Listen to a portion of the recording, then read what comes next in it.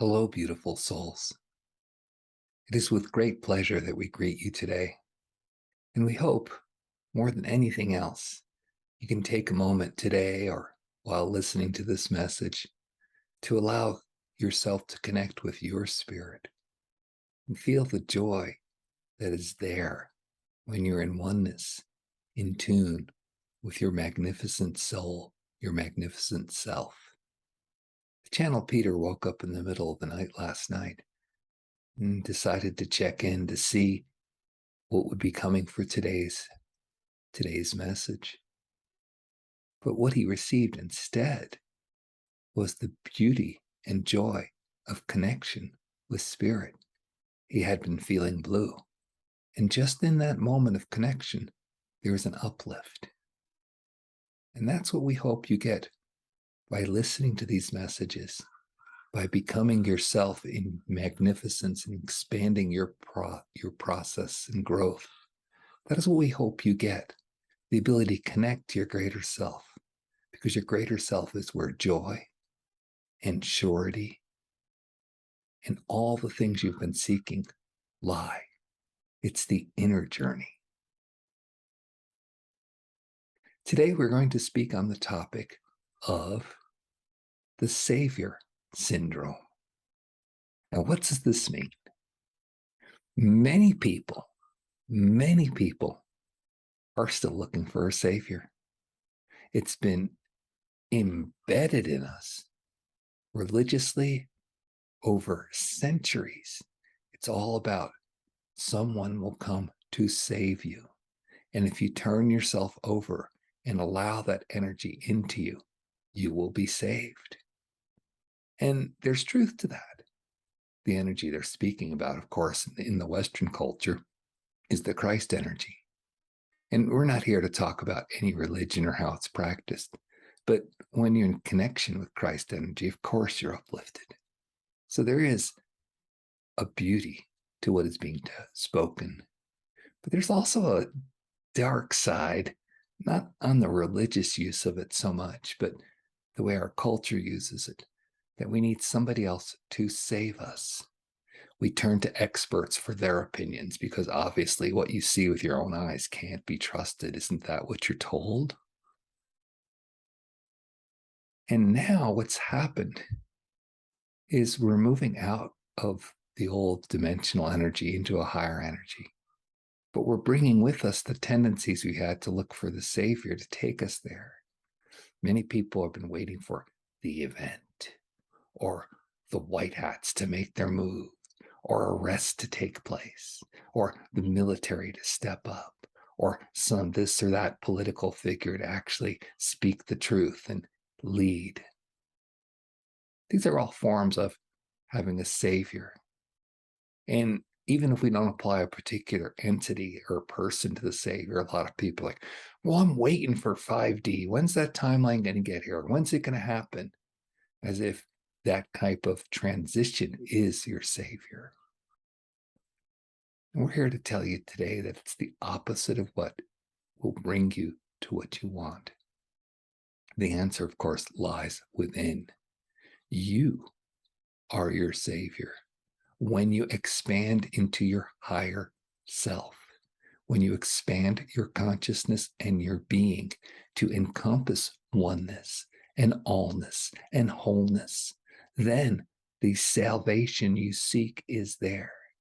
And if you care to put a religious overlay on that or attach to a particular beautiful entity in the Western tradition, the Christ consciousness or Buddha consciousness or Kuan Yin or any of the beautiful masters and deities that have visited your planet, of course, you can put that overlay on it and go as far as you choose to. But the bottom line is, it is you accessing your internal magnificence that is making the greatness, the salvation available to you. Yeah. Now, some of you are deeply into the unconscious mindset of, well, you have to go to the cross and die. right? Isn't that how it was portrayed to us in our religious language, in our great books? You have to be shunned and stoned and go to the cross and die.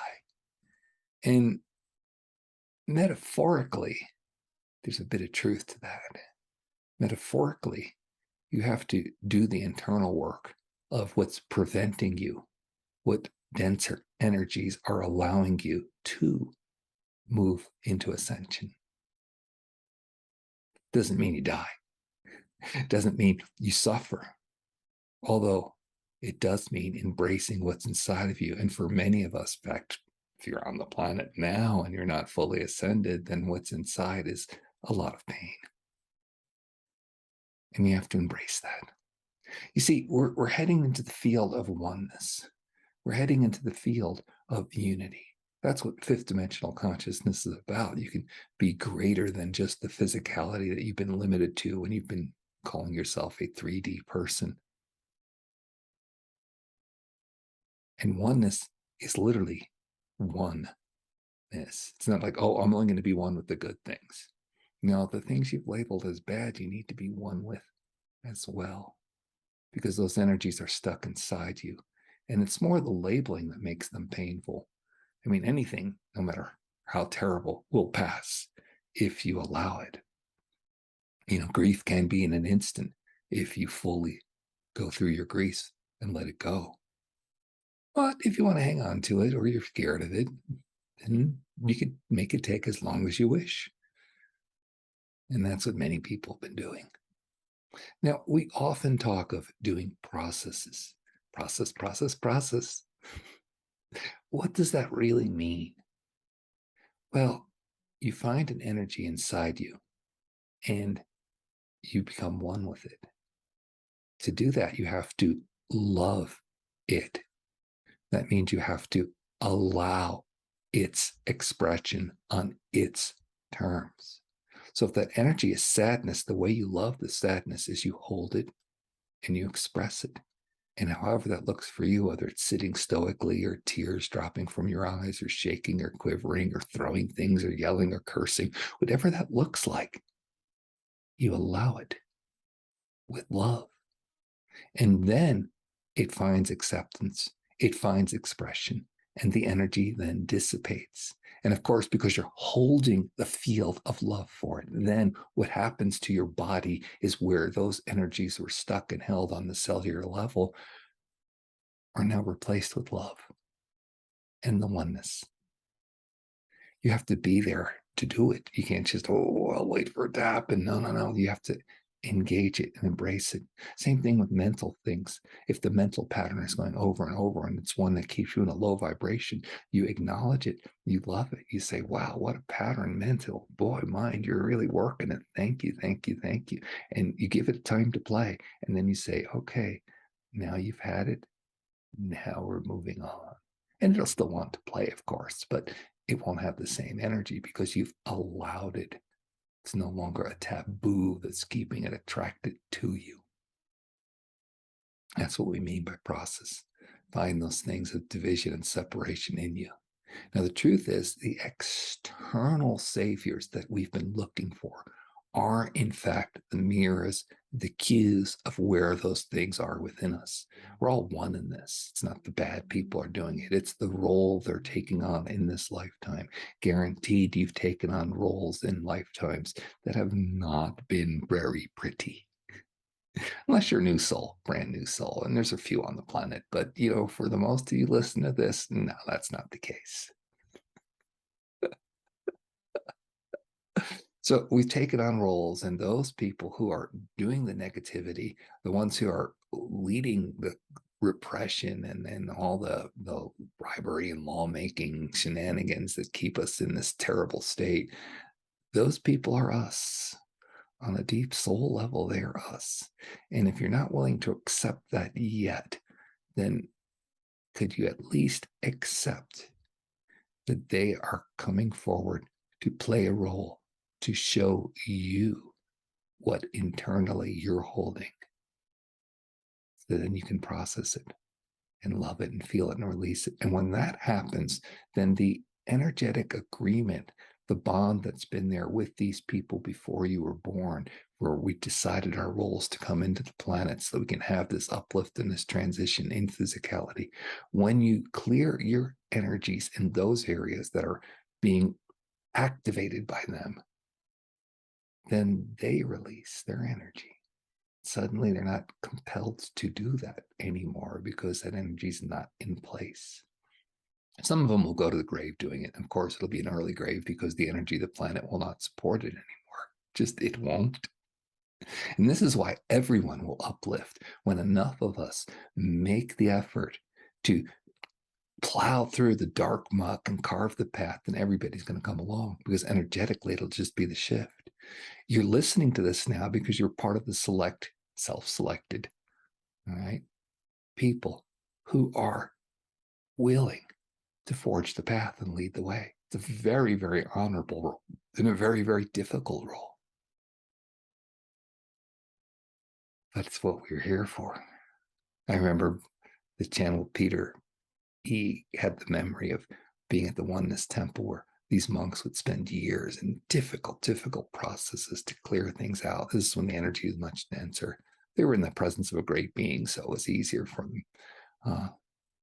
But then they could teach these classes, and we'd go to these classes for a month at a time. And he was in awe that he was standing on the shoulder of giants because these people had done so much deep work that they can then hold the loving space for everyone else to do their transformation. So they were the very first wave, and it was very difficult. We're the next wave. We're where it gets massive. It's not just a few of us. It's not just thousands of us. It'll be hundreds of thousands and soon millions of us who embrace this. And when it does fully embrace releasing what you're holding, then it'll be hundreds of millions and billions, and the whole planet will come along. So honor yourself. Very, very difficult times energetically if you're not in flow with it. And even if you're in flow with it, it's still very difficult times. So, take what you need, do what you need, rest, relax, and love. But understand the bottom line is process. This doesn't mean you do it 24 hours a day. It'd be best if you could play 23 hours and process one. Of course, you got to sleep in there somewhere, but it'd be best if you could do that. And then you would have the joy and the strength and the energy and the connection from your spirit to actually carry through on these processes and help uplift. It's funny. You think about, oh, well, the military says they're going to do this. Well, how long have they been saying that? All the people on the internet, oh, yeah, this is the latest wave. This is the energy. This is the release of the money or the revaluation or the this or the that or the arrests or the blah, blah, blah, blah. Okay. How long have they been saying that? See, these people actually can't do it because they don't have enough consciousness to do it. They may be good-hearted and they may be wise and understanding that things need to change, but they don't have the consciousness to do it, or it would already be done. The revolution would have already happened. So you can keep playing the line of, oh, maybe they'll get there, but then that's playing your own line of maybe you'll get there. Or you could love their resistance. That's a concept, isn't it? Love their resistance and how slow they're moving, and use that as the mirror to see inside you what is triggered. Wow, am I moving slow? Am I resistant to clearing what's inside me? Because that is the work, that is the great work that we are doing right now on this planet. The only question is, are you doing it? And it'll happen one way or another. The question is, how much pain do you want along the ride? You can dive in, be done with it, and have a little bliss, little sunshine. That's what the channel Peter's been saying for a couple of weeks now. This is so hard. I feel really stressed, but there's nothing to be stressed about. It's just I'm feeling it because there's so much energy that's moving through. I should be worried about money, but I'm not. I should be worried about health, but I'm not. This is what he keeps saying because he's not worried about any of those things, even though he may, if he wants to dive into it, find reasons and causes. So, yes, you can have happiness. The road's still going to be challenging. But do you want to suffer the drama? That's what we're talking about. Now, you're going to come along because enough people on the planet are committed to this. The energetics of the planet are such. The question is, how many hundreds of years do you want it to take? Or how many weeks and months do you want it to take? And that has to be decided by the collective. But you're part of that collective, and you're going to carry a lot of energy based on your actions. So, are you using your resistance to the anger or the upset or the disappointment in there not being a savior out there? Are you using that as a trigger to go within and accept that you are your savior? Breaking free of the Saviour Syndrome and becoming that which you desire. That is our message for today. It's all in front of you. It is all available to you, and you are all magnificent. And if you remember the first little bit that we did in our introduction, you know that in those moments where you choose to connect, you just get a little happier and a little lighter and a little larger, and your perspective can embrace more of what's available to you. So, if nothing else, remember to expand and connect, because that is your truth. That is your soul. That is your being that you are fully allowing. And then, as you open your eyes and look around you in the world, instead of being disappointed looking for saviors, use the reflections. Oh, I'm worried about money. Rather than waiting for the reval, can I process what's there for me? Oh, I'm worried about health. Rather than waiting around for the med beds, can I process what's there for me? Oh, I'm worried about the economy or politics because these evil politicians are controlling us and I don't have my sovereignty. Can you see that as a reflection? And rather than rebel, go within and clear. And then you'll just walk free. Literally everything will be slipping off you because it can no longer attach. And as enough of us do that, then the planet is uplifted, especially those darker ones who are holding the energy, which is part of us. They will no longer be able to support that energy in this environment of your uplift. And if they choose to just stay on the physical level and just act out in their evilness, then the energy will not support that and they will be gone.